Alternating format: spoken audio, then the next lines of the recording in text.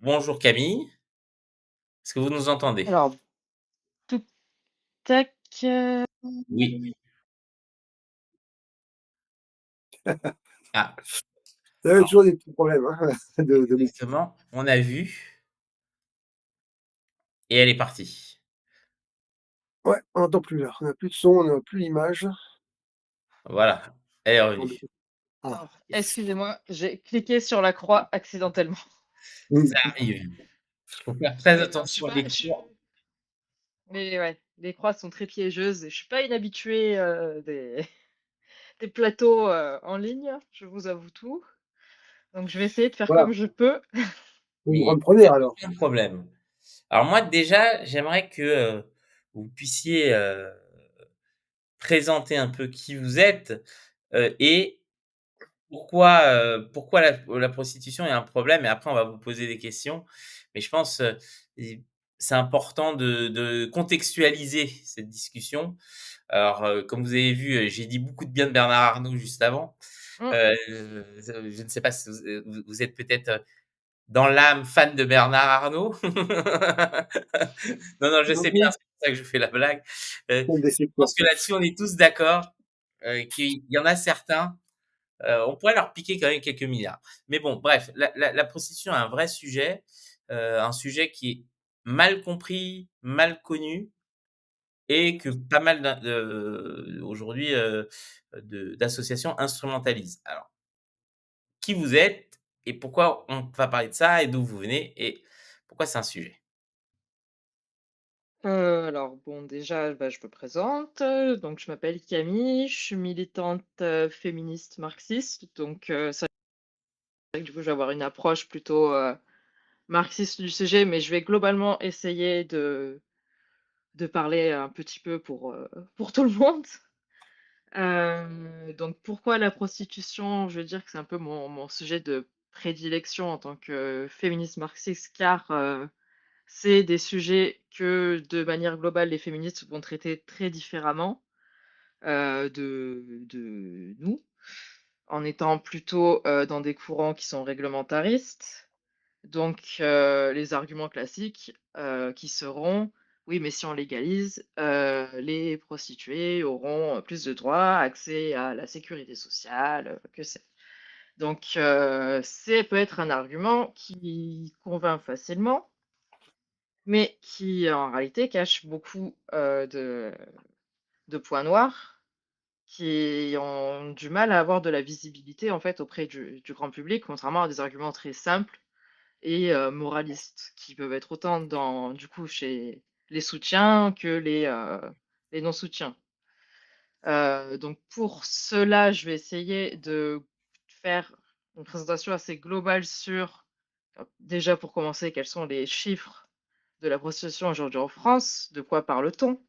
Heu, on va parler aussi, beh, évidemment de la fameuse loi d'avril 2016. Mmh. Comment aujourd'hui elle est appliquée et qu'est-ce que, on va en faire par la suite, parce que bien évidemment, elle n'est pas assez ambitieuse. On voit aujourd'hui qu'elle ne permet pas de lutter efficacement contre les réseaux. Je vais me permettre du coup une analyse assez marxiste du travail pour, expliquer, un peu pourquoi, on ne peut pas dire que c'est un travail comme les autres, comme on essaye un petit peu de nous faire entendre, que de toute manière, vendre son corps, c'est vendre son corps, que ce soit à Bernard Arnault ou, à un proxénète, vu qu'on parle de Bernard Arnault. Donc montrer que non, ce n'est pas tout à fait la même chose. Alors, on n'est pas allé jusqu'à Hem dire que Bernard Arnault était une, bon non, je plaisante. Mais je vois que certains le pensent très fort aussi dans le chat puisque vous n'avez pas changé de sujet. Oui, oui. Donc voilà, une analyse du travail de manière générale, en quoi ce n'est pas un travail comme les autres, même si, de manière générale, enfin tout oui, tout travail est aliénant, tout travail, mais qu'on ne peut pas considérer la prostitution comme un travail. Puis, globalement, quelles sont du coup aussi les positions, bah, des associations féministes? Je pense, au mouvement d'Uni, qui donc est une association qui propose, des voies de sortie pour, les personnes en situation de prostitution. mais également les positions de d'autres associations beaucoup moins brillantes que peuvent être, par exemple, le STRAS, qui va défendre, du Pourtant, coup, c'est un une paradoxe, hein. légalisation très S'appeler sauvage. Strass et être pas brillant du tout, Pas mal. C'est vrai ce qui est que leur cas, hein. j'avais pas pensé à la blague. Ce qui est leur cas, en effet, parce que ce qu'ils nous proposent, c'est totalement, sauvage. C'est, sous couvert de strass et paillettes, justement, si on veut pousser la blague jusqu'au bout et puis après, il y aura plein de sujets annexes tels que les questions de santé publique, de prostitution en ligne, d'éducation des jeunes, voilà, de manière générale. Donc je pense que je vais débuter déjà par plutôt des chiffres clés qui nous permettent de savoir où est-ce qu'on en est actuellement en France. Et donc, pour commencer, le nombre de personnes donc en situation de prostitution en France en 2023, vu qu'on n'a pas encore les chiffres de 2024. Donc on les estime, bon, évidemment, bien sûr, c'est une estimation car c'est difficile de savoir. On estimerait que c'est 40 000. Sur ces 40 000, on parle de 85% de femmes, mais de femmes biologiques, car du coup, les femmes trans sont comptées dans les 15% restants. 30% sont des mineurs, donc c'est quand même assez énorme. 3 personnes prostituées sur 10 sont mineures et elles représentent 90% des victimes du recours. C'est-à-dire que ces 30% de mineurs représentent 90% des passes. Donc, à partir de là, du coup, pour 40 000 personnes prostituées, on voit que seulement 2 000 personnes ont été mises en cause pour proxénétisme ou recours. Et seulement mises en cause. Sur ces mises en cause, seulement à peu près la moitié, donc le chiffre exact étant 1188, ont été réellement condamnés. Donc ce qu'on peut voir, c'est qu'il y a un problème. Il y a pas assez de condamnations par rapport au problème majeur que ça constitue. Seulement 1000 condamnés, ça me paraît léger et ça me paraît pas représenter la totalité à la fois des clients et à la fois des Camille, proxénètes. juste une question pour une précision. Est-ce que, la néo-prostitution, les filles devant les caméras qui ne font pas de passe, mais qui vendent leur corps, sont aussi inclus, dans ces chiffres? Ouais.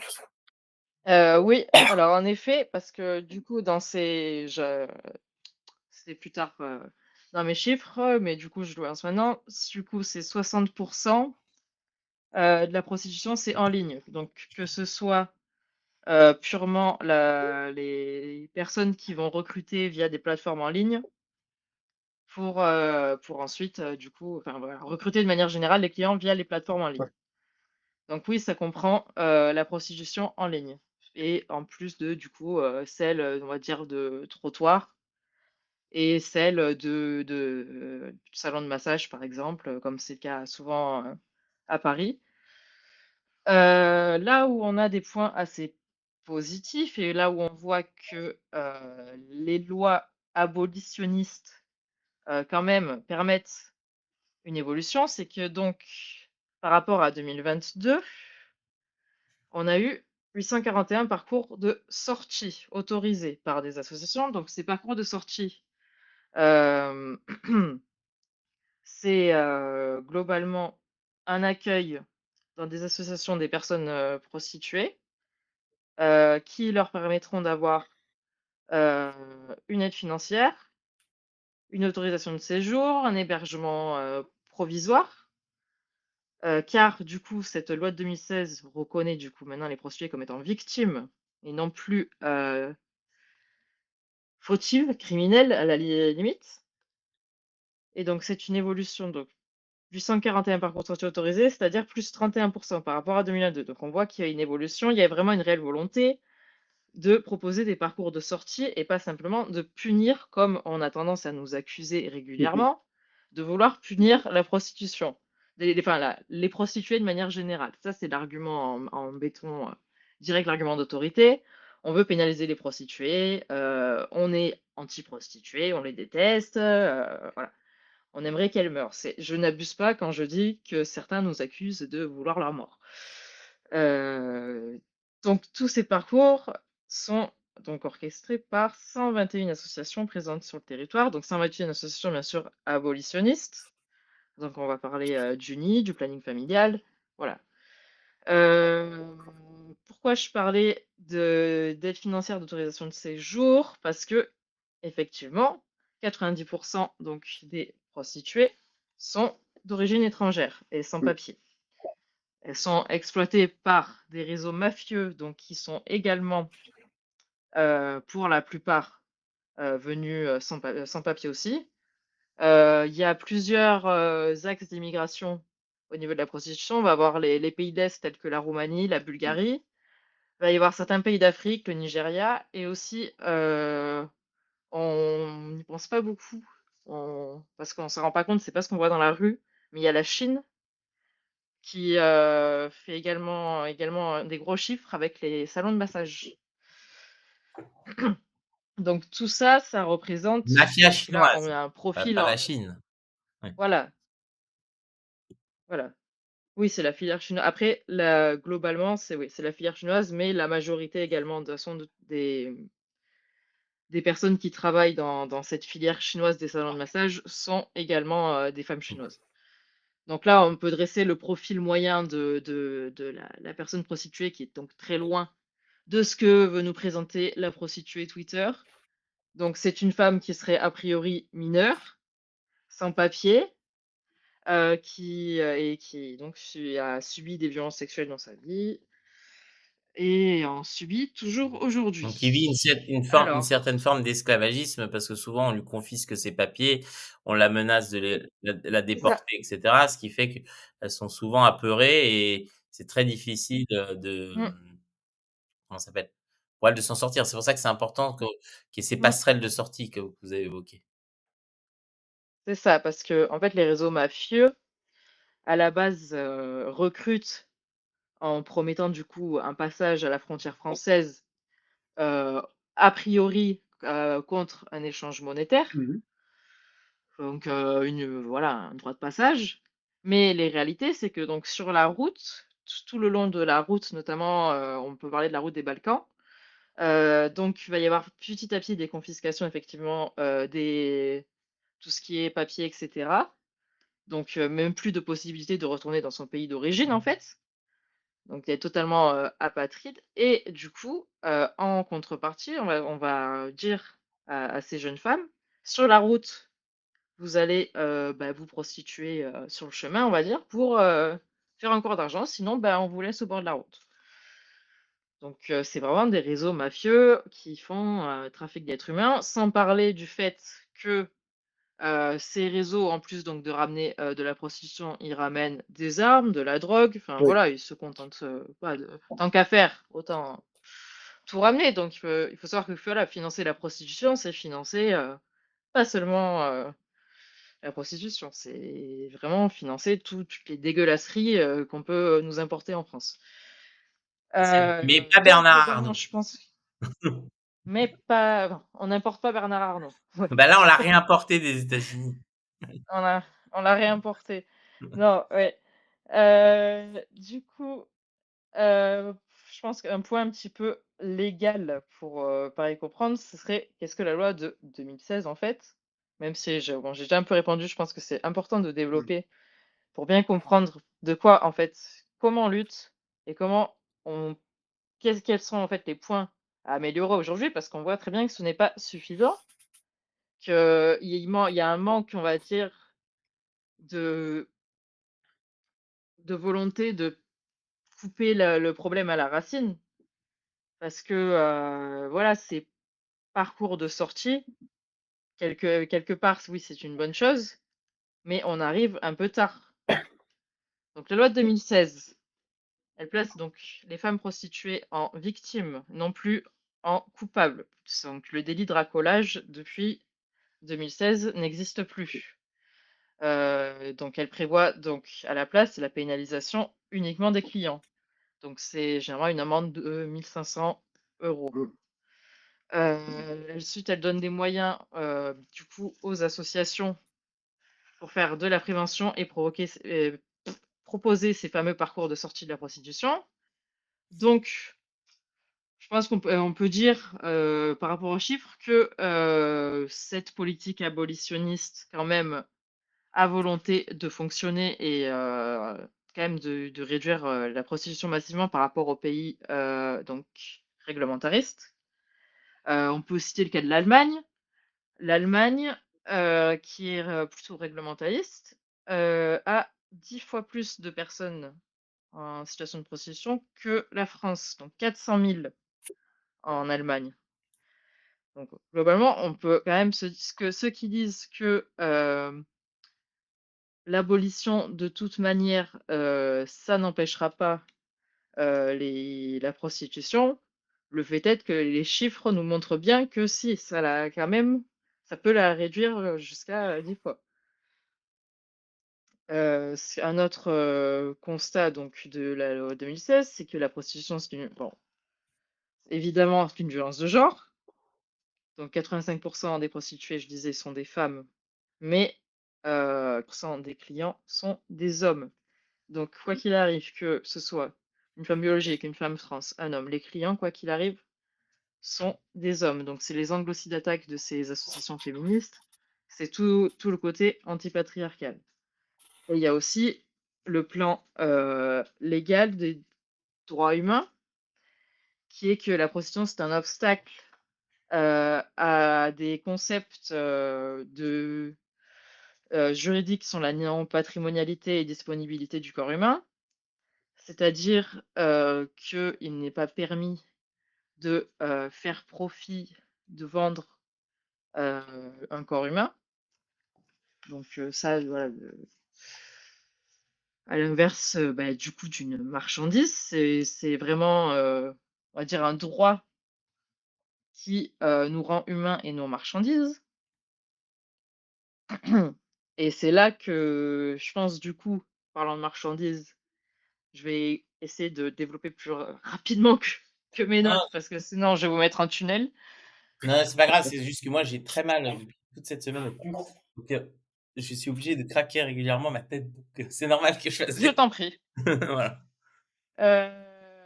Oui, donc en parlant de marchandises, je pense que du coup, c'est le bon moment pour parler de travail.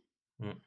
Donc, bah, en fait, cette, loi, elle, enfin, ce droit du coup, nous pousse à réfléchir à notre condition de travailleur, en fait. Qu'est-ce que ça signifie? À quel moment on met une limite entre travailler et devenir soi-même le produit?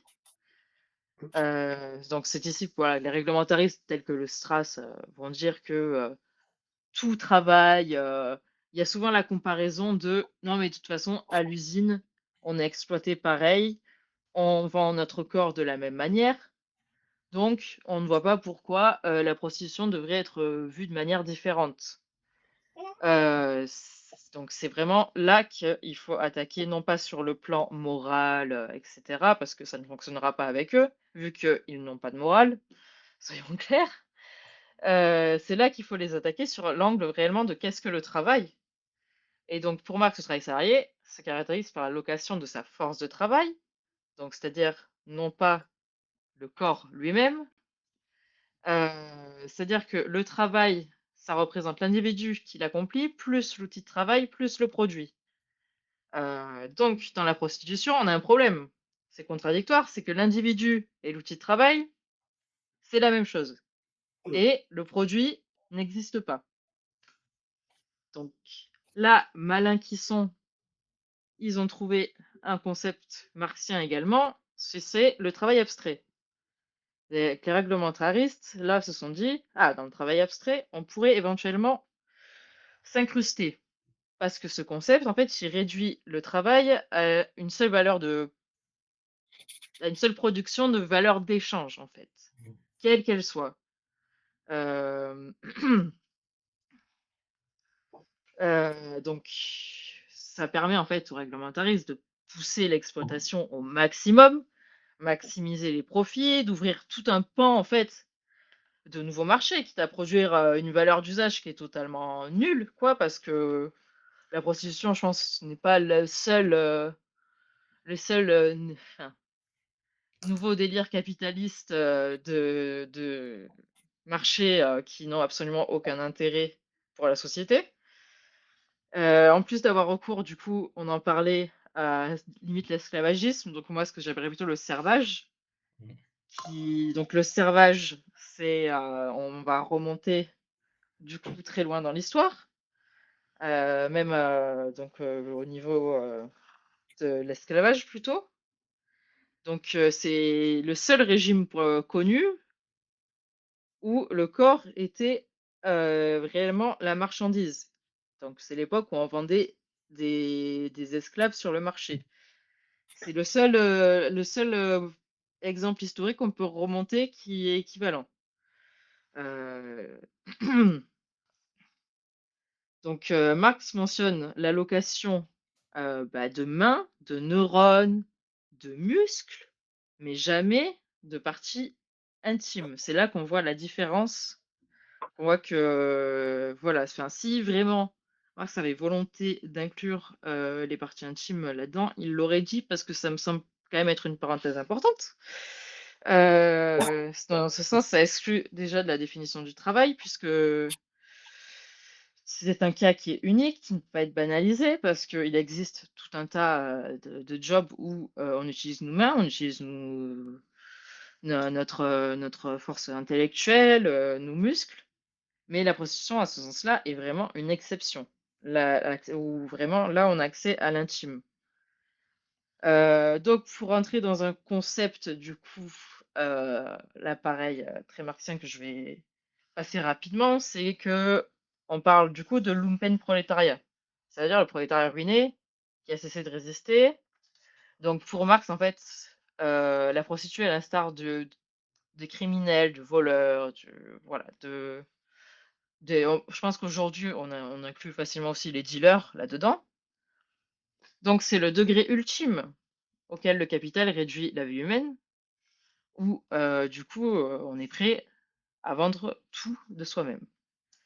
Bon, cependant, voilà, Marx n'est pas non plus, un horrible méchant. Il considère toujours la prostituée comme une victime de la domination et que l'ignomie vient bien du client et du rapport de domination. On peut se demander, du coup, sur le même principe, que,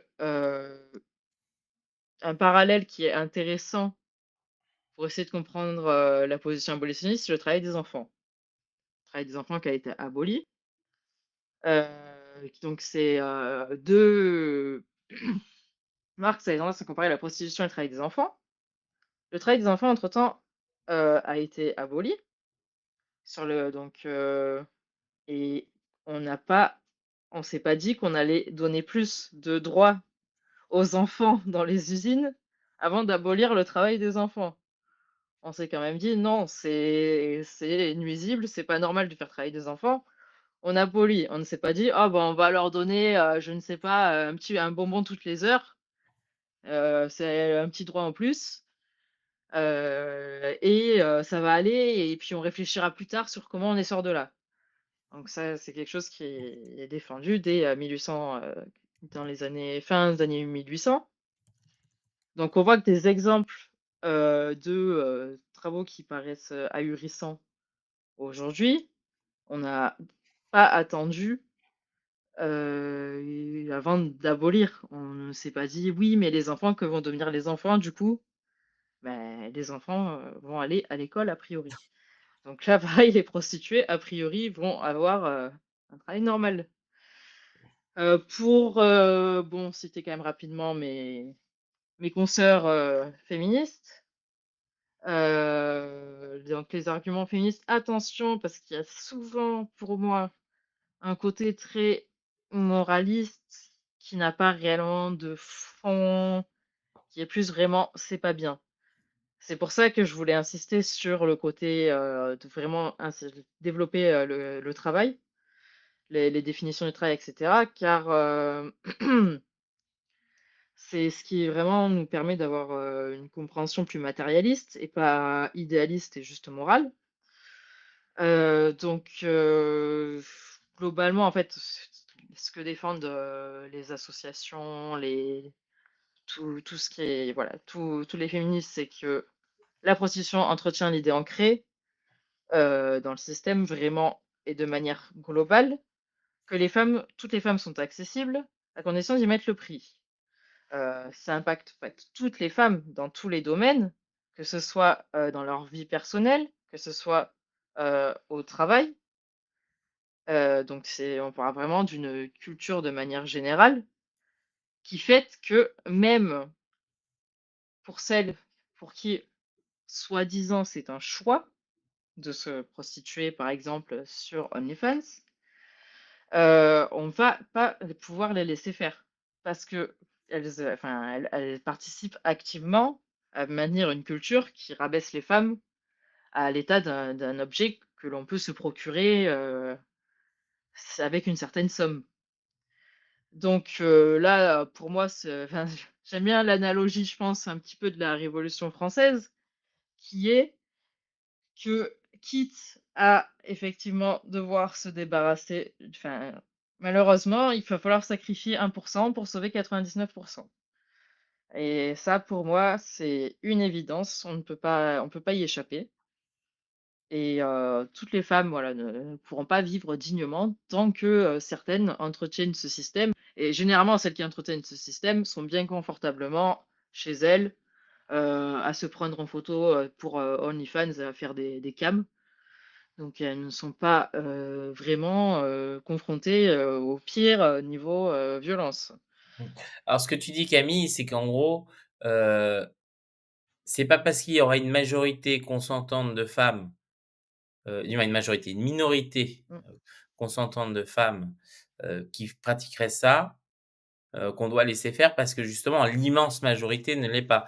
Et d'ailleurs parce que je vois quelques commentaires dans le chat, il faut savoir une chose, moi, alors peut-être, ce que je vais dire va en choquer plus d'un. Je n'ai jamais rencontré de bourgeoises qui se prostituaient. Par contre, toutes celles que j'ai rencontrées qui sont allées, venaient tous de parcours sociaux, économiques, chaotiques. Alors parfois de la classe moyenne, mais parce que pour financer les études, parce que les parents paient moins et qui effectivement parfois commencent, on va dire par manque de choix, de débouchés, de facilité, mais qui très rapidement en fait sont enfermés. Parce que le problème, c'est un peu, comme la question de la dépendance à la drogue. C'est pas parce que certaines drogues ne rendent pas dépendant immédiatement qu'elles vont pas rendre dépendant au bout d'un moment. Et donc je pense qu'il y a ce problème social est souvent très peu évoqué. C'est que certaines peuvent rentrer en se dire: «Ah c'est qu'une passe, c'est qu'une fois machin», et en fait après se retrouvent coincées et comme c'est de l'argent entre guillemets «facile», bah, repasser après non mais facile, c'est pour ça que je dis entre guillemets, hein, l'effort après pour repasser à une vie normale devient compliqué. Et Mmh. donc effectivement, il y a cette tentation permanente. Maintenant, concrètement, si on va dans le bois de Vincennes, je pense pas qu'il y ait beaucoup de femmes consentantes qui acceptent d'être derrière des camionnettes, à se faire, je suis désolé, je vais pas vulgairement, à se faire tirer par des gros dégueulasses. Heu Je serais parce que souvent on nous présente deux trois exemples, ah oui, mais et comme tu dis, de gens qui vivent très bien, mais qui ne se rendent pas compte de la réalité, de cet esclavage moderne et qui, parce que pour moi, c'est aussi, l'importation, du libertarianisme américain, c'est-à-dire tout est marchandise, dont les organes. La GPA, en fait partie. C'est les 2 sujets sont très liés. Mais c'est vrai que c'est c'est important de le rappeler parce qu'effectivement, on peut pas, sous prétexte qu'il y aurait une minorité qui s'en sortirait, fermer les yeux sur l'immense majorité, qui souffre et qui est exploitée. Alors, j'ai vu que certains avaient réagi sur votre, analogie entre les mineurs en disant que les femmes prostituées n'étaient pas des enfants. Donc sur la question du consentement, mais je pense qu'il faut le rappeler ce que tu as dit, c'est qu'il y a beaucoup de mineurs parmi les prostituées et ça représente la majorité des passes. Donc il y a aussi la question de la protection de l'enfance, je pense que c'est important, de le rappeler. Mais je vais te laisser continuer, mais c'était pour réagir un peu à certains, que je voyais. Il faut comprendre que c'est la prostitution est un sujet complexe parce que l'homme est ce qu'il est, du moins l'homme, comme tu as dit, qui est premier consommateur et que parfois derrière les discours, de morale et cetera, bah, il y a les besoins physiologiques ou psycho-affectifs et cetera qui font que, les gens font des conneries. Comme, ils vont prendre la voiture bourrée, comme ils vont aller les prostituer, comme ils vont tromper leur femme. C'est une réalité qui est aussi vieille que l'humanité. Si, on est tous à un degré et là j'inclus les femmes dedans, raisonnablement névrosés. Donc on a tous nos propres lubies, névroses et cetera. Il y a je ne connais personne qui soit 100 sain d'esprit, mais par rapport à ça, effectivement, heu, les il y a un problème de besoin. Maintenant, comme, l'ont dit certains, le fait de libéraliser la prostitution ne fait pas baisser le nombre de viols. Donc, l'excuse, voilà, on fait de la prostitution comme ça il y aura moins de violeurs, ça marche pas. Il y aura moins de pédophiles, ça marche pas, puisqu'il y a une transgression particulière dans le viol et dans la pédocriminalité, qui n'existe pas en fait, avec la prostituée. Pas de la Mmh. même manière. Mmh. Parce qu'on peut de toute façon très bien dire que, avoir recours, à la prostituée est également, un viol et de la pédocriminalité selon comment on définit, le consentement. Ben, parce qu'on peut très bien dire que de toute manière, l'échange monétaire rentre dans la définition de la contrainte, donc dans la définition du viol qui est, et tout viol, pénétration sous contrainte. Pour moi, un échange financier, est une contrainte. Donc ça, passons, c'est un débat que chacun, je pense, c'est plus philosophique. Pour revenir sur, le premier point qui était, des étudiantes, effectivement, les jeunes précaires, c'est vrai, que du coup, en fait, ce qui fonctionne très bien aujourd'hui et qui est particulièrement sauvage, c'est que on nous propose, en fait, en tant que jeune femme, des plateformes en ligne où on peut rentrer dans la prostitution sans aller directement au bois et donc ça, oui, c'est une part gigantesque, c'est 62 donc de la prostitution qui est en fait, cette prostitution des plateformes. Heu, Elle banalise, bah, réellement ceci parce que effectivement, on va dire à des femmes étudiantes mortes de faim: «Ah mais en fait, tu n'as qu'à, voilà, créer un OnlyFans». Heu, bon déjà sans parler du fait que c'est de l'incitation à la prostitution, ce qui est totalement illégal, c'est également quand même aussi, disons-le, une forme de proxénétisme légal. Parce que, OnlyFans, on nous vend ça comme de l'auto-entrepreneuriat, mais il y a quand même, un PDG d'OnlyFans, des actionnaires de OnlyFans qui, donc en plus pratiquent comme, notre ami Arnaud l'évasion fiscale, puisque OnlyFans, il s'est placé tranquillement en Suisse, hein. Donc, c'est en fait, de quoi on parle? D'ubérisation. Donc c'est quoi? C'est isoler les pratiques. C'est une pratique, de toute façon, c'est, on appelle ça la stratégie de l'agresseur et on voit que ça se calque très bien, dans le cas de la prostitution en ligne. C'est isoler celles qui pratiquent, leur empêcher d'avoir des contacts avec, au sein leur exploiteur et les personnes avec qui elles vont travailler finalement. Parce que, OnlyFans malgré, son son apparence d'auto-entrepreneuriat, heu, je suis désolée, pour moi, de 2 personnes qui utilisent OnlyFans sont collègues, mais ça les empêche donc de s'organiser entre elles, pour par exemple, former des syndicats, pour, réclamer leurs droits et cetera. Donc c'est vraiment une stratégie qui se veut réglementariste, mais qui en réalité ne l'est pas du tout. Parce qu'elle vise vraiment à isoler, à empêcher l'organisation, donc le total inverse de ce que défendent les réglementaristes.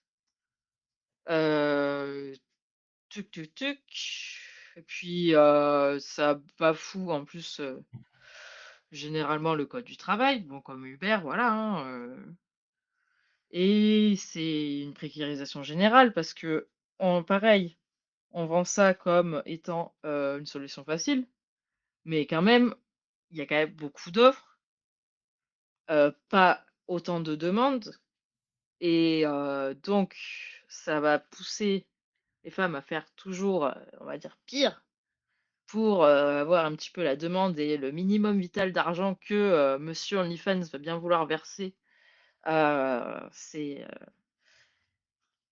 salariés, mais dans l'idée, c'est un peu ça. Mais il y a aussi Donc un point important, c'est, la question, de l'image.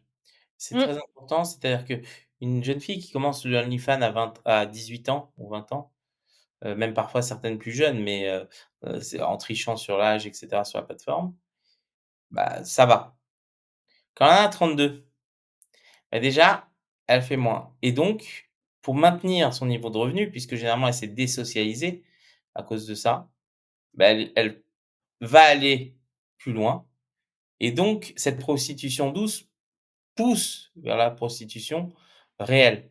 Parce que et on l'a vu, hein, par exemple dans les pays qui ont des maisons closes, ceux qui les prostituées dans les bois et cetera sont souvent des anciennes prostituées de, maisons premium, mais parce que leur santé se dégrade, leur physique se dégrade et cetera et donc en gros, elles vont, baisser de prix un peu comme les soldes. Ben, c'est horrible à dire, mais c'est un peu ça et donc devoir faire plus à chaque fois pour essayer de se maintenir et c'est une espèce de fuite en avant tout le temps. Mais alors il y a une question, qui était posée par Ankou Stinger: «Quid des accompagnants sexuels pour les et affectifs pour les handicapés?» Parce que c'est je sais que c'est ouais. un sujet qui revient justement donc est-ce qu'on considère que c'est de la prostitution ou pas? Alors, donc déjà, bon, là, au niveau de la remarque, effectivement, rien à ajouter. C'était un peu la conclusion de Pardon. de ce point-là. Donc, non, mais très bien. Tant mieux, c'est exactement ça. C'est que de toute manière, il faut, ça incite à passer au réel pour en vivre et pour gagner plus et sans parler de l'empreinte numérique aussi, hein. Et donc pour ce qui est des accompagnatrices, aux personnes handicapées, c'est vrai que c'est un sujet qui est également, je pense, un petit peu philosophique. Moi, je vais avoir mon avis qui est que oui, c'est de la prostitution parce que en fait,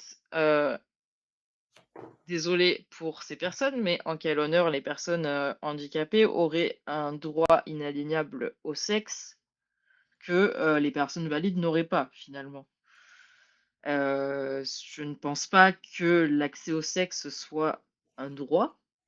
Donc pour moi, oui, une accompagnatrice sexuelle, est clairement, oui, une prostituée. Après, la qui oui, répondre aux besoins de ça reste un sujet complexe parce que oui, certes, les personnes handicapées ont certainement des besoins qu'elles ne peuvent pas parfois résoudre par elles-mêmes, mais c'est vrai qu'il faudrait peut-être, pourquoi pas, ouvrir, un débat sur comment régler ce problème sans, finalement, exploiter une femme qui va faire exactement le même travail qu'avec un homme valide, mais sur, un homme, en situation de handicap. Mmh. On va dire que pour la victime, ça va rien ça ne change rien. Donc à partir de là, voilà, comment régler ce problème? Ça, je n'ai pas la réponse. Il me paraît c'est une question philosophique de est-ce que l'accès au sexe est un droit inaliénable ou pas? Quand, effectivement, on n'a vraiment aucune possibilité de satisfaire ses besoins physiologiques. Comment faire? Là, je ne pense pas je n'ai pas la prétention d'avoir la réponse, mais en tout cas, pour moi, oui, c'est de la prostitution. Alors, Gaptel dit: «C'est pas un droit, mais un besoin naturel». Alors si je peux me permettre de répondre, faire caca, aller faire pipi, c'est un besoin naturel. Personne, si on fait pas caca, si on va faire pipi et désolé de l'exemple un peu scatologique, on meurt. Mmh, Si on mange pas, on meurt. Ça, c'est un besoin naturel. Si on ne fait pas l'amour ou si on n'a pas de rapport sexuel, que je sache, personne n'est mort d'explosion de testicules ou quoi que ce soit. Peut-être, horrible. voilà. J'ai donc non, c'est une impulsion psychique, mais c'est pas un besoin. Ça veut pas dire qu'on n'aime pas tous ça et qu'on veut pas tous avoir une vie sexuelle épanouie, mais voilà, c'est pas un besoin naturel. Oui, en tout cas, ce n'est pas un besoin C'est un vital. Bah, acte naturel, mais c'est pas un besoin naturel. ouais et enfin, d'ailleurs, c'est très étonnant que, le sexe soit placé enfin, j'ai pour moi, une réponse à cela parce qu'il va y avoir un argument qui va être: «Oui, mais le sexe, en fait, est placé, au même niveau que, se nourrir, et cetera, sur la pyramide de Maslow». J'ai envie de dire: «Mais pourquoi?»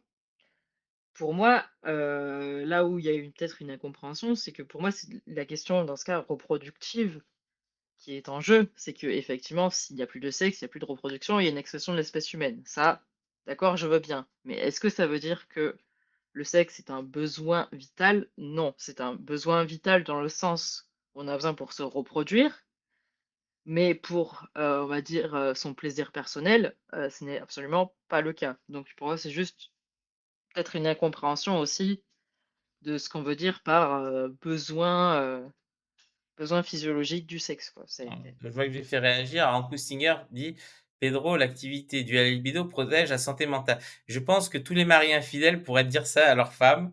Je suis pas sûr qu'ils seraient bien reçus. Pardon. oui, voilà, puis si on part de là, je pense que ce n'est pas la seule chose auquel, bah, beaucoup n'ont pas accès, et qui nuit à leur santé mentale. Heu, j'ai pas d'exemple en particulier, mais enfin, ça me semble pas être le seul, la seule particularité auquel on ne peut, ne pas avoir accès. Moi, par exemple, écoutez, je gagne pas beaucoup d'argent, ça nuit à ma santé mentale. Est-ce que pour autant, je vais aller pleurer et dire: «Non, bah, il me faut absolument, 500 € de plus par mois, Ah ouais, sinon, non, je si, suis il en faut aller dépression». manifester. Manifester, Oui, guillotine et tout, hein. mais est-ce qu'on va me les donner comme ça en mode: «Ah oui, excusez-moi, votre santé mentale, je n'y avais absolument pas pensé». Non, je ne pense pas. On va me dire de faire un effort, et de travailler plus pour gagner plus, comme dirait l'autre. Donc à Mais partir de là, chacun a, on va dire, des besoins, pour, qui le rendent heureux. C'est pas tu forcément ça passe pas forcément par le sexe, je pense.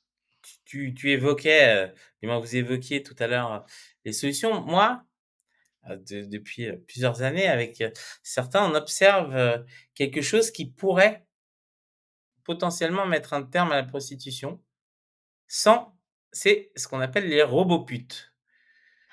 C'est-à-dire qu'il y a de plus en plus de robots reproduisant, les femmes, les hommes et cetera, qui maintenant, dopés à l'intelligence artificielle, arrivent à avoir des contacts. Alors bien sûr, on est encore loin de l'être humain, mais quand on regarde foncièrement le dialogue entre un client et une prostituée au moment, de l'acte, on se dit que l'intelligence artificielle, dirait pas grand-chose en plus. Puisque souvent on est dans du pur mécanique et il y a très peu d'interaction, sociale entre les 2. Chacun il vient pour faire son affaire et je m'interroge là-dessus parce que justement, certaines tentatives ont été faites de faire des hôtels avec ces robots-là et en France, la législation a dit que ce serait considéré comme du proxénétisme et donc on n'avait pas le droit. Et donc je me demande si là-dessus, justement, il n'y a pas quelque chose à creuser parce que bon, après peut-être que s'il y a une révolution des robots et que les robots sont pas contents et qu'ils viennent, peut-être qu'ils iront couper, quelques, on va dire, ça finira en sécateur dans certains coins, mais bon, dans tous les cas, est-ce que ça vaut pas le coup? Parce que c'est quelque chose qui n'existait pas, que la technologie est en train d'apporter et peut-être que ça peut être une solution justement, alors peut-être intermédiaire, mais je sais pas. Alors c'est peut-être parce que moi je suis très fan, de Moebius et donc de l'Incal, John Diffoul et donc qui commence justement avec les homéoputes, donc qui sont une espèce d'êtres synthétiques. Donc peut-être que c'est parce que comme j'ai lu ça enfant et j'ai encore ce tropisme, j'en sais rien, j'ai jamais, essayé, je ne sais pas. Mais effectivement, j'ai l'impression que c'est quelque chose qui arrive et peut-être qu'il pourrait être une solution et que c'est peut-être ça justement, peut-être qu'on doit prendre de l'avance et pourquoi pas en France être pionnier des robots, prostituées pour que, bah, les hommes, qui arrivent pas à contrôler leurs besoins naturels puissent, se satisfaire on va dire, en plus, il y aurait moins de problèmes d'hygiène et de sécurité et en même temps, libérer les femmes puisque voilà, on pourra Merci pour choisir, cette synthèse. les couleurs des cheveux, les modèles et tout, il y aura une palette de de robots. Je sais que je crois c'est en Chine et au Japon, ils commencent déjà à avoir des maisons closes de robots prostituées. Ah mais même je crois qu'il y avait même une maison close qui avait été ouverte à Paris, Oui, c'est ça qui était fermé. avec des poupées gonflables, effectivement, alors de très bonne facture et cetera et effectivement, je sais plus, oui si, je crois que c'était, l'ex-commissaire, Daniel Thiriet qui avait écrit, qu'un sur la pas sur les la brigade d'intervention, hem et qui avait été amené à faire une enquête là-dessus justement, qui avait visité, elle m'avait raconté ça, qu'elle avait visité, parce qu'elle avait lu l'article dans le journal et elle s'était se posait la question de savoir s'il y avait pas un truc camouflé derrière. Parce que moi, quelque part, ce qui m'interpelle, je pense que c'est quand même, que quand même, les gens aiment bien avoir une forme d'interaction sociale qui peut être, réduite au la plus simple expression comme tu dis, mais globalement, bah, les gens ça leur intéresse peut-être plus de posséder, un autre être humain, ponctuellement, quelque part. Je pense qu'il y a aussi une pulsion de cet ordre-là et que je suis pas certain qu'une solution technologique, empêchera cet élément et cette approche-là. C'est malheureusement d'ailleurs, mais bon, c'est comme ça. Voilà, Ah après, c'est tu citais Lincoln, tout ça, mais me on pouvait parler aussi de 2045, le film de Wong Kar-wai, où effectivement non parce on que c'est avait ma des réflexion robots, ouais, ma réflexion peut paraître grotesque dit comme ça, mais faut savoir que, les vidéos comme OnlyFans, bientôt, il y aura plus d'humains. En fait, c'est quelque chose qui est assez peu su, mais moi je sais justement dans les grandes plateformes de vidéos, ils sont en train de travailler sur des intelligences artificielles génératives qui vont permettre de créer, déjà on le fait avec des fausses instagrammeuses, de des êtres artificiels donc ultra réaliste et on croira qu'en face, il y aura une femme et ou peu importe et en fait, il y aura rien. Donc tout ça aussi est très temporaire et donc et le truc, c'est que, bah, celui qui est derrière son écran, il s'en rendra pas compte et dans ce une sont les autre vie influenceuses, hein, dans une qui autre fabriquent vie, des modèles j'ai fait de la recherche justement sur, la vidéo générative. Et on parle d'il y a une dizaine d'années et on était déjà très avancé. On pouvait simuler plus ou moins de la réalité. Le seul truc, c'est qu'on n'avait pas les modèles de langage qu'il y a aujourd'hui comme ChatGPT pour être réactif. Donc il fallait quand même un opérateur humain pour, déclencher les réponses. Et maintenant, quand je vois les avancées, je me dis qu'il y a une vraie problématique. Maintenant, voilà, c'est Daniel Renard qui le dit et je pense que c'est ce que le propos aussi d'Éric, heu, il y en a qui viennent pour humilier et parce qu'ils haïssent les femmes et effectivement, pour cela, il y a pas de j'ai pas vraiment de solution. Mmh. Ouais, du coup, Désolé, oui, je t'ai j'ai fait bien dévier. compris, non, non, mais c'est bien parce que ça m'a ouvert, du coup, un peu une piste de réflexion, en effet. Donc pour moi, on va dire que le ch ce qui me dérange, en fait, dans les poupées sexuelles, c'est que ça reste une représentation qui est humaine. ouais, Donc ça ré on garde l'image quand même, de f de d'avoir une femme et généralement, comme on le voit au Japon, ces poupées sexuelles, quand elles sont, modulables à volonté, c'est là qu'on peut avoir des poupées les poupées les plus vicieuses possibles, d'enfants, voilà, des mmh, choses, tout à voilà, fait. assez terribles qui, même, en étant des poupées, ne sont pas souhaitables dans une société saine. Donc si le problème est purement, physique, comme on le dit, des fameuses, couilles bleues, des objets déshumanisés pourrait suffire finalement. Des objets purement mécaniques qui n'ont pas de représentation humaine. Hem, Parce que qu'en fait, créer une femme à la demande, comme ça me semble plus dangereux pour la santé mentale, des hommes qui ont des justement, des problèmes, à avoir des relations avec des femmes, Parce que, au lieu, de se dire: «Ben, je satisfais mes besoins naturels, mais j'ai par contre volonté de créer, des relations sociales avec des êtres humains», moi j'ai peur qu'on parte carrément dans un espèce de lien, parasocial avec, un robot. Ce qui, C'est déjà est le encore cas de plus certains, hein. isolant. Voilà, donc là on part sur, un isolement complet et ça me semble pas être une perspective, émancipatrice. Et comme, vous dites en effet, de toute façon, il y aura toujours des hommes qui vont faire ça par volonté de pure domination sur les femmes et ça les intéressera pas parce que, ce qui les intéresse, c'est de montrer aux femmes qu'elles sont toujours dans une situation de soumission, envers eux. Ouais. Donc voilà un peu ce que je pourrais apporter, au débat. Ouais, non, c'est intéressant parce que c'est vrai que c'est toujours compliqué parce que, moi, je me souviens quand j'étais au lycée justement l'association Leni était venue, où et on s'était passé en conseil d'administration parce que ça mettait à l'aise les gens de parler de la prostitution au lycée. Alors on parle, des années 90, hein, donc il y a un certain temps et je me souviens d'avoir argumenté dans le sens du nid en disant: «On ne peut pas nier et plutôt on fait de la prévention, nier qu'il y avait des lycéennes qui se prostituaient, dans un sens, c'était déjà criminel et donc il fallait, accepter, même si ça choquait les gens, parce qu'il y a toujours le problème quand tu parlais de la prostitution des mineurs, heu, Mmh. les gens ne veulent pas savoir, en fait.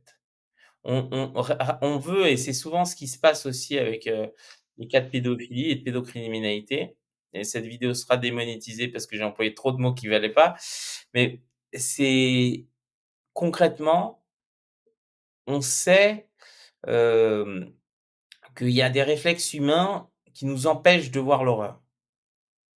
On préfère détourner le regard, c'est comme ça qu'on ignore la voisine battue, c'est comme ça qu'on ignore, les violences sexuelles sur un collègue, c'est parce que on ne veut jamais être confronté à l'horreur des choses. Il y a des gens qui aiment ça et donc eux, ils le verront partout et ils s'alimenteront de ça, qui est aussi un autre délire mortifère, mais effectivement, les gens ne veulent pas voir. Donc en fait, s'ils ne sont pas confrontés directement, pour eux, ça n'existe pas. Ceux qui ne voient pas la souffrance des jeunes filles sans papiers dans les camionnettes pensent que ça n'existe pas. Même Mmh. s'ils peuvent le lire, pour eux, ils ne peuvent pas le conceptualiser. Donc C'est abstrait. est-ce qu'un des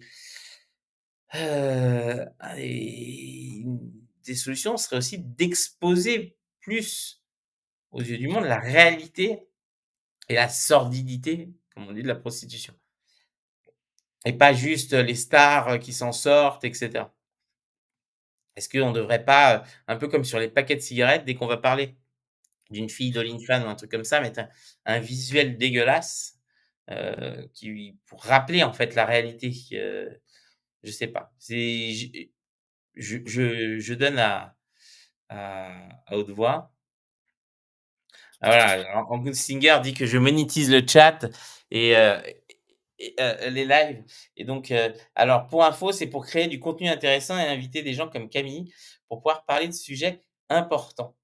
Ouais. Voilà, donc mais oui, non, c'est une question parce qu'on est un peu toujours dans une espèce de statu quo entre les gens qui disent: «De toute façon, on peut rien faire» et de l'autre qui pousse, de manière en sous-marin pour essayer de plus de libéralisme parce que de toute façon le libéralisme est devenu le truc à la mode donc on veut tout libéraliser en se disant: «Les gens sont libres, sont libres, sont libres» et comme pas mal de gens disent que les chauffeurs Uber sont libres alors qu'on sait que la réalité des normes de travail et de la manière dont c'est fait qu'ils ne sont pas libres.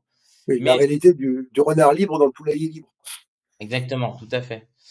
Donc comment on peut faire et surtout parce que j'ai l'impression que souvent les associations comme ce que tu défends sont présentées en gros comme des perles à morale, castratrices des hommes qui auraient besoin, des besoins, naturels irrépréhensibles et et la réalité avec un discours de du STRAS par exemple, que moi je trouve personnellement le STRAS devrait au même titre que, certaines associations religieuses être interdites en France.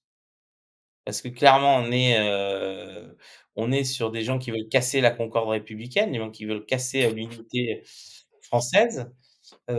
Mais voilà, c'est compliqué, et comment on améliore cette image et comment on fait pour faire de l'éducation populaire, pour faire comprendre aux gens que non, une simple passe, c'est pas simple, en fait.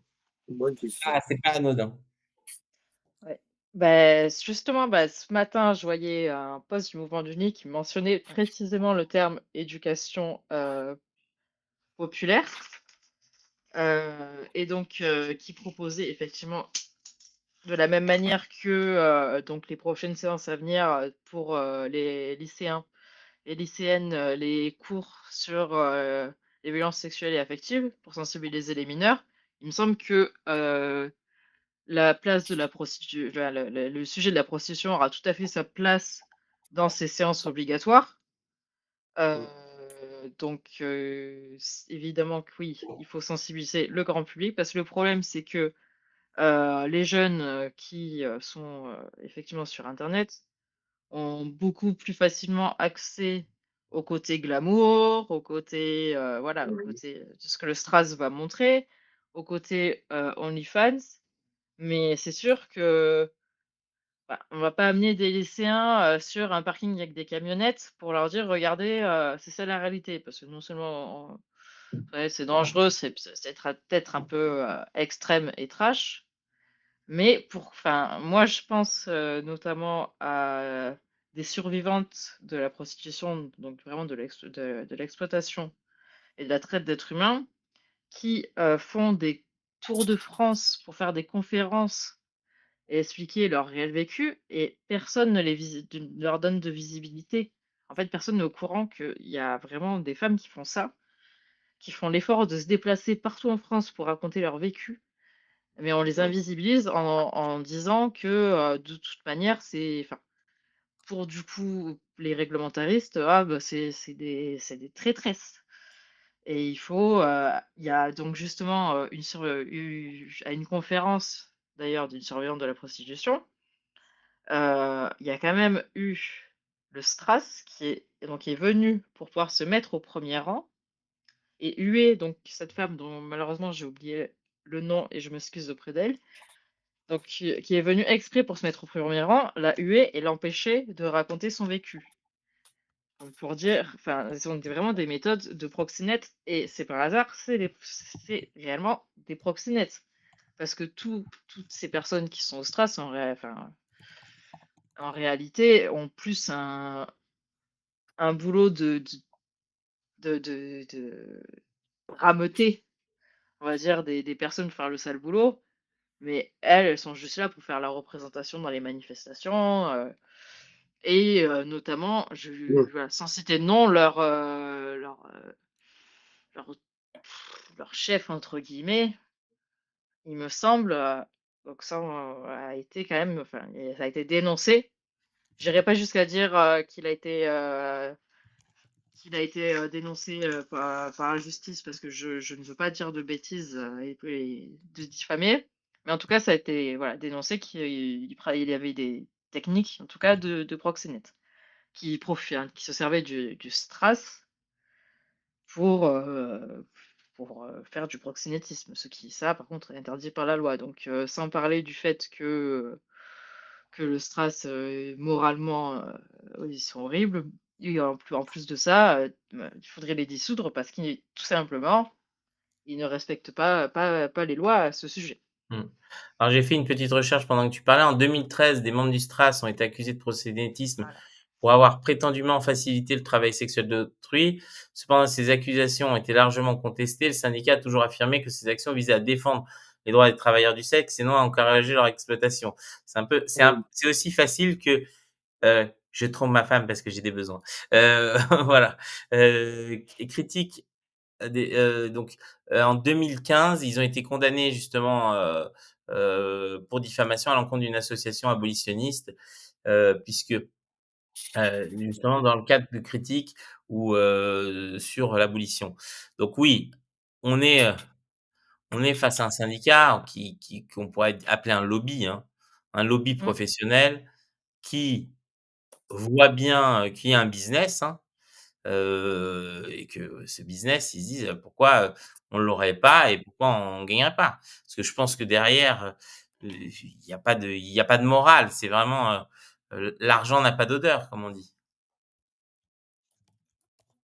Oui, oui, bah, ils défendaient je les ai enfin, j'ai déjà vu passer de la défense, même de la prostitution sur mineurs, par pur, libéralisme total, on va dire, de toute façon, elle fait ce qu'elle veut. Ouais. Après voilà, c'est des choses qui ont vite disparu de l'internet parce que voilà, ça craint, mais ça c'est passé. Mais juste aussi pour signaler que quand même, y compris par le Stras, il y a eu des cas aussi d'agression physique contre des féministes. Il y a notamment à la Maison des Femmes à Paris. C'était, je ne sais plus quand d'ailleurs, c'était au Estéveny, je crois. Et puis il y a et je crois qu'il y a eu un souci du même genre à Toulouse, de mémoire. Oui, oui, Genre, un truc comme ça.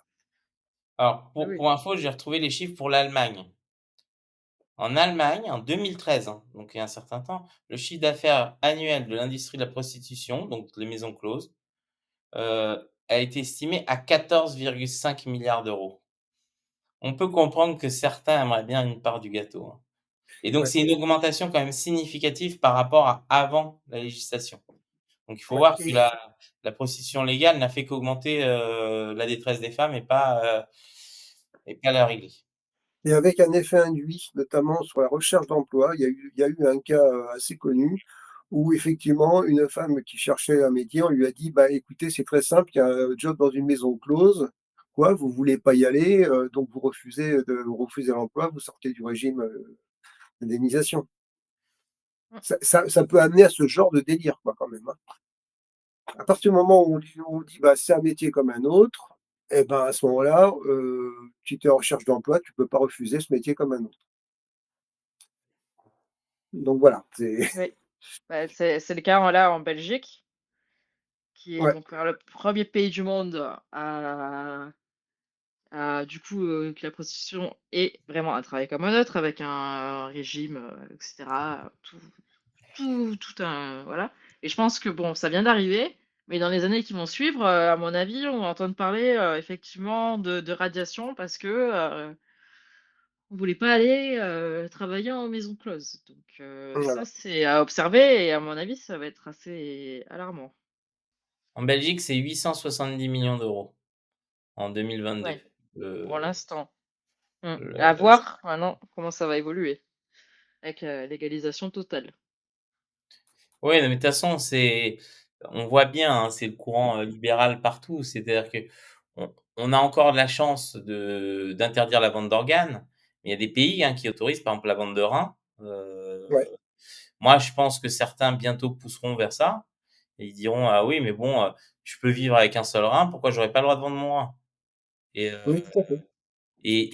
parce que c'est toujours la même logique. Je suis libre de faire ce que je veux avec mon corps et alors je pense et c'est votre position Camille, mais c'est aussi moi la mienne, c'est que le corps est un bien inaliénable qu'on ne peut pas, vendre, marchander ou quoi que ce soit. On Oui, doit être protégé même de soi-même sur son propre corps Oui et c'est pour et mais c'est compliqué, hein, c'est une position compliquée à tenir aujourd'hui dans la société qui essaye de nous faire croire que tout le monde peut être entrepreneur et auto-entrepreneur et qu'on peut, chacun développer, ses on va dire ses propres revenus alors qu'en fait tout ça n'est qu'une exploitation, différente en fait. Mais bon. bah, mmh, ouais, globalement, tout le système d'auto-entrepreneuriat, c'est une façon de faire du salariat sans les obligations qu'on pourrait avoir vis-à-vis des salariés. Typiquement, moi, j'ai connu des gens qui me disaient: «Bah, moi, je voulais être peintre, je voulais être embauché par des entreprises de peinture et on m'a refusé, on m'a dit: "Mais par contre, tu peux te monter en auto-entreprise"». Effectivement, quand il y a une baisse d'activité, il y a pas, on n'a plus besoin de payer, on paye pas non plus le salarié, quoi. C'est et c'est exactement ce mécanisme qui peut se mettre en place, sur ce genre d'activité aussi, bien évidemment. On va plutôt qu'avoir des gens, on va pas salarier des gens, on va dire: «Bah, tu es auto-entrepreneur, c'est cool, et en plus tu es chef d'entreprise» et mmh. c'est bien chef d'entreprise. Ouais. D'ailleurs, sur ceux qui s'interrogent, parce qu'on sait qu'aussi ça crée beaucoup de dommages, psychiques et physiques. Il y a eu récemment une vidéo qui a circulé sur les réseaux sociaux, je crois d'une Anglaise, hein, mais je suis pas sûr, qui avait voulu coucher avec 100 hommes dans une journée et à la fin, elle craque.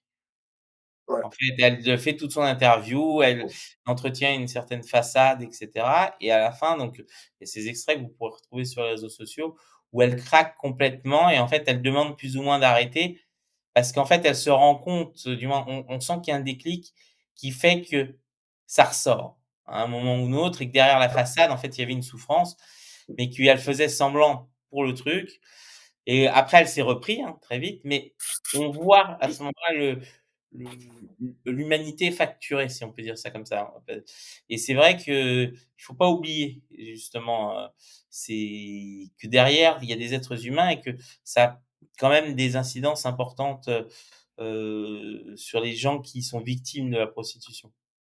Mmh. Faut savoir que oui, la santé d'ailleurs est une cause et une conséquence.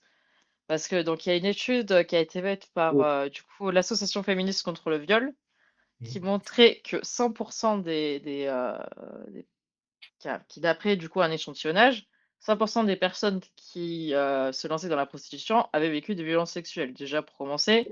Donc ça donne une idée un peu du schéma, psychologique dans lequel les gens se trouvent. Donc ça va être les états dissociatifs notamment et ensuite, donc par la suite dans les conséquences, il y aura bien évidemment, le côté physique avec, les IST, les Mmh. puis, les violences de manière générale parce que, il peut y avoir des réelles violences physiques envers, les prostituées et évidemment, bah, les conséquences, psychologiques. Après, effectivement ça, il me semble que c'est pas assez mentionné dans ce qui est aujourd'hui, la loi de 2016, c'est un réel suivi psychologique pour soigner ce qui va être le stress post-traumatique, la dépression, les addictions, parce qu'on ne peut pas Mmh. dissocier la prostitution des addictions, par exemple, aux opioïdes, très régulièrement. Donc il y a un réel enjeu aussi de santé publique, là-dedans et c'est vrai que on n'en parle pas forcément aussi. C'est intéressant parce que justement, on l'a vu avec, alors dans un tout autre contexte, le la libération des otages, c'était la question de l'état dissociatif dont tu parles. La libération de certaines otages israéliennes où, les certaines composantes de ce qui soutenaient le Hamas, on dit: «Regardez, elles sont en bonne santé, elles sourient et tout» et qui ne se rendent pas compte que quelqu'un soumis à un stress extrême, des viols à répétition, en fait, se met dans une bulle pour survivre, en fait et qu'il va donner une impression et que Ouais. probablement la décompensation, puisque c'est ce qu'on appelle la décompensation, quand elle aura lieu, sera terrible Oui. et que tout le monde finit par décompenser. Mmh. Sauf que ce soit le soldat qui va aller sur un théâtre d'opération ou que ce soit, un pompier après avoir, échoué à sauver tout le monde décompense. C'est juste que généralement la décompensation se fait en privé, pas en public, parce que les gens ont une certaine pudeur à cette décompensation. Mais on voit justement que les gens, sous prétexte d'un sourire et cetera, alors qu'on sait que, il y a énormément de suicides parmi les prostituées, les gens finissent par craquer. Donc cette décompensation, elle existe et cette question, dissociative, alors certains parlent des enfants maltraités, oui, ça arrive aussi avec les femmes battues. Ouais Les et femmes moi je vois des grosses blagues aussi qui passent, qui sont nazes, vraiment. Je pense, à Freedom, machin, bon, c'est moyen comme blague, hein, alors je par n'ai pas exemple. vu, désolé, c'est trop Pareil, la référence à Annie, enfin à une chanson de Gainsbourg est un peu naze aussi. Voilà, je suis désolé mais bon, ça pose un problème. C'est-à-dire manifestement, c'est des mecs, hein, donc bon, ça veut dire qu'on a quand même un problème globalement en tant que mec, à ce niveau-là. Je suis mais bah, bon, c'est pas super drôle, honnêtement, non, mais c'est important de parler justement de processus de décompensation parce que, ça existe dans tous les traumatismes. Donc, et il faut quand même en parler parce que, justement les gens sous-estiment le fait que quand quelqu'un sort justement de la prostitution, il peut, donner l'impression d'aller bien. Et ça veut pas dire que c'est pas parce que les gens donnent l'impression d'aller bien qu'ils vont bien. Ça me rappelle une publicité que j'avais vue il y a quelque temps sur les réseaux. On voit deux personnes à un stade. Il y en a un qui est très souriant, très content et cetera et l'autre est taciturne et à la fin, la vidéo, en fait, celui qui était très souriant s'est suicidé et donc c'est de la campagne contre la dépression et cetera. Ils disent: «Les apparences peuvent être trompeuses». On pourrait penser que celui qui aurait été déprimé était justement celui qui était taciturne et pas celui qui était expansif. Donc c'est pour ça qu'il faut faire très, très attention à l'image parce que les gens sont coincés aussi dans l'image. C'est très dur pour quelqu'un de parler de la sordidité de ce qu'elle a vécu. Généralement il suffit, pour, les plus âgés d'entre nous, qui ont eu des grands-parents qui ont vécu, par exemple, la 2e Guerre mondiale, de voir à quel point ils n'en parlaient pas. Ils n'en parlaient pas. Il fallait c'était très dur et généralement, c'était très laconique, on ne savait pas. On sa les ceux qui sont revenus des camps de concentration ont mis très longtemps avant de parler et certains n'ont jamais parlé. Donc je pense qu'il y a un travail à faire là-dessus, à libérer cette parole et je pense l'exposer justement parce que c'est peut-être que comme ça les gens vont se rendre compte de la sordidité de la chose, si on peut dire ça comme ça. Hem, alors mon but n'est pas forcément, je pense que c'est compliqué l'abolition complète, mais je pense que c'est important quand on fait des choses, c'est important d'avoir conscience en fait de ce qu'on fait. De la même manière que quand on va acheter de la drogue à un dealer, on doit avoir conscience de toute la souffrance et de tout le cheminement et de tout le sang en fait déversé pour avoir sa petite barrette.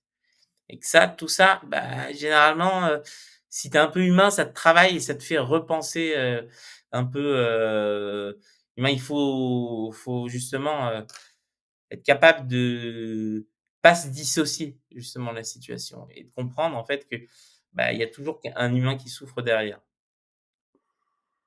Mmh.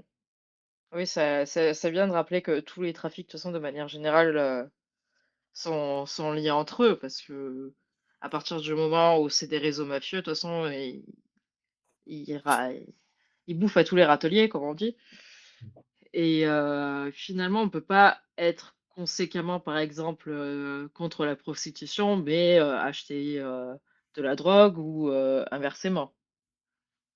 C'est globalement, tous les trafics sont liés entre eux et si effectivement on veut éliminer, la prostitution, il faut de toute façon couper le mal à la racine, c'est-à-dire, heu, intercepter ces trafiquants, les empêcher de pénétrer sur le territoire français, avec, de la drogue, des personnes, qui vont, être prostituées ou, trafiquer de manière générale, voilà pour, vendre de la drogue, c'est voilà donc pour moi, enfin l'enjeu aussi c'est quand même, d'essayer d'intercepter avant qu'ils aient mis en place leur petit réseau. Parce qu'une fois que c'est fait, c'est quand même compliqué de démanteler un réseau très bien organisé, qui va être armé, de toute façon, c'est l'hydre quoi, si on coupe une tête, elle repousse.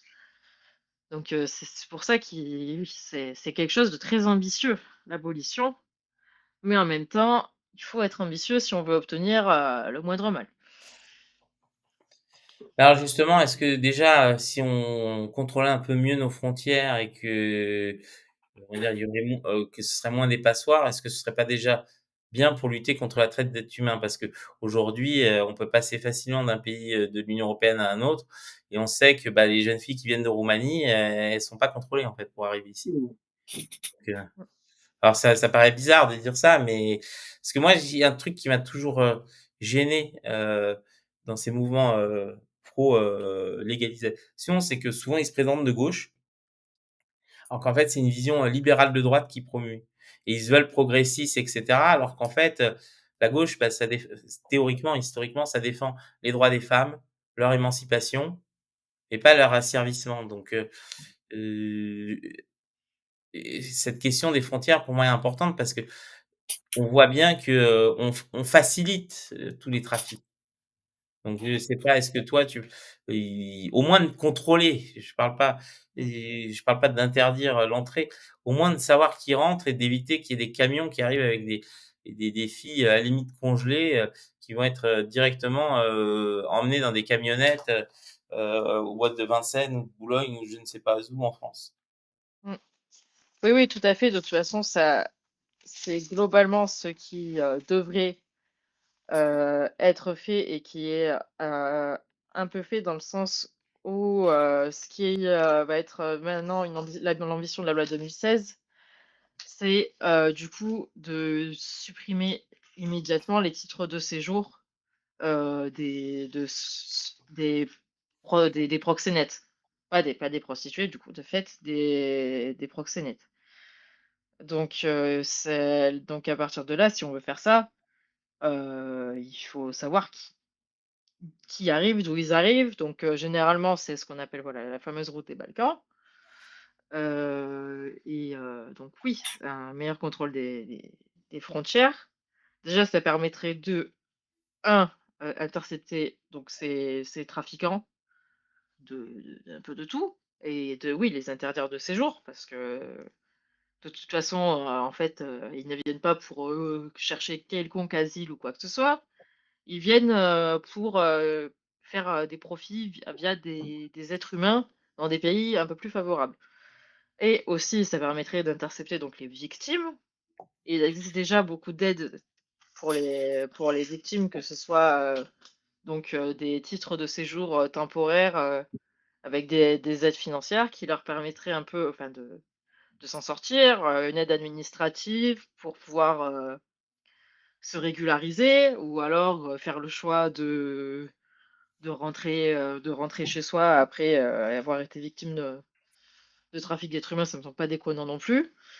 Mais quoi qu'il arrive, proposer une solution, qu'elle soit, voilà, une solution pour, que ces personnes soient dans une situation régulière et de démanteler à la racine, oui, effectivement, les réseaux, les proxénètes, les empêcher purement et simplement d'entrer et réellement d'appliquer les interdictions de séjour pour s'en débarrasser.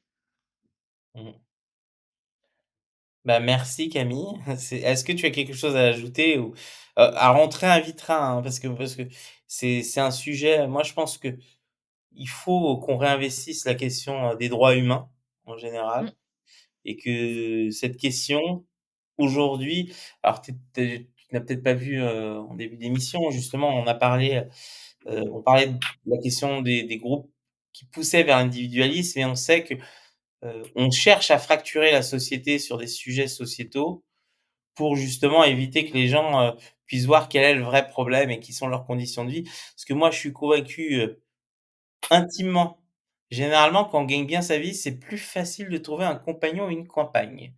Généralement, on est plus heureux. Quelqu'un qui est plus heureux est plus à même de rencontrer quelqu'un, généralement. On va dire, rencontrer des gens quand on tire la gueule toute la journée parce que la vie est dure, c'est quand même plus difficile. Ça veut pas dire que c'est pas possible, c'est quand même tu pars avec un sacré handicap.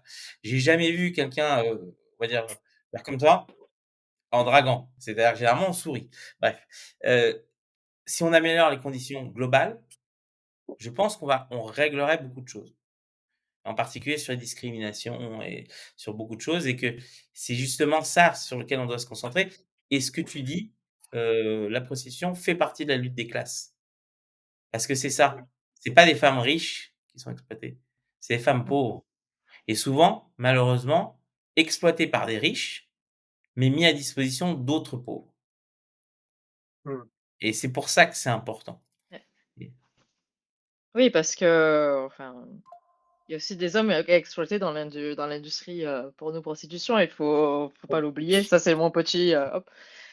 Mais j'en parlais l'autre jour avec, du coup, un homme qui me disait: «Mais par exemple, un perchiste, dans l'industrie de la pornographie est autant exploité par cette industrie, qu'une femme». Donc oui, c'est une question foncièrement anticapitaliste. ouais, mais c'est un gros mot aujourd'hui. Mais ici, on Mais a le droit de le dire. Ouais, ah! c'est pas grave. Il y a aucun problème. Je défends, m'en fous, à un moment, il faut dire ce qui est et tu parlais d'analyse marxienne, mais c'est ça. C'est-à-dire que tant que les gens ne voient pas le prisme de l'exploitation, par le capital, en fait, ils ne voient rien et tous ceux qui cèdent aux sirènes de l'auto-entrepreneuriat, je vais être libre. on sait que tout ça est fictif et c'est important, en fait, de se rappeler que le capital n'a pas de morale, le capital fait ce qu'il a à faire pour grossir, c'est tout. Donc si ça permet de grossir, il grossit et voilà. Mais bon, c'est business is business comme diraient les Américains. Enfin bref. Mmh. Merci beaucoup Camille. Merci Merci, Eric. pour l'invitation. C'est nous qui te remercions. Merci à tous ceux dans le chat. On reviendra lundi avec Georges et je ne sais pas quels sont les sujets. Peut-être qu'il y aura des vidéos qui vont sortir ce week-end, en particulier une sur la situation en RDC, puisque ça bouge beaucoup et aimeraient comprendre les tenants, les aboutissants, le rôle de chaque puissance dans ce coin-là, les questions interethniques, les questions des ressources, etc., qui est un vaste sujet sur lequel la France est impliquée d'une manière ou d'une autre et d'autres pays africains et les Russes et les Chinois et bon bref, tout ça est un micmac et donc on va essayer de détricoter ce micmac pour vous donner les clés de compréhension de ce conflit en cours qui malheureusement fait beaucoup de morts et complètement invisibilisé en France et qui fait partie des conflits en cours qui génèrent beaucoup de morts et dont certains qui fuient les RDC se retrouvent d'ailleurs dans la prostitution parce que, bah, toutes les guerres, alimentent tous les trafics d'êtres humains et donc en réglant les guerres aussi, dans un sens, déjà en améliorant les conditions de certains pays, on évite que les femmes soient forcées ou partent pour, se donner dans la prostitution dans les pays riches. Enfin bref, merci à tous. Merci, aux auditeurs. C'est bien de débattre, vous inquiétez pas. Chacun a le droit d'avoir son opinion, c'est l'important. La liberté d'expression avant tout, tant que ça reste dans le respect. Merci beaucoup. Voilà.